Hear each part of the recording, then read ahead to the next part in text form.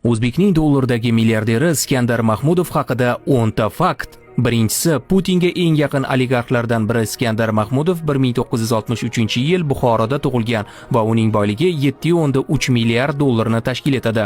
Ikkinchisi, Mahmudov 1990-yilda Rossiyaga ko'chib o'tadi va 2000-yilda Rossiya fuqaroligini oladi. Uchinchisi, tadbirkorning birinchi ayoli yahudiy bo'lgan va undan hozirda yagona bo'lgan merosxo'ri Jahongir Mahmudov tug'ilgan. To'rtinchisi, milliarder Rossiyada ishlab chiqarilayotgan misning 40% ni nazorat qiladi. Beshinchisi, milliarder oddiy o'rtahol oilada tug'ilib katta bo'lgan. Oltinchisi, u 7 ta tilni bilgan va ba'zilar uni KGB agenti deb gumon qilishgan.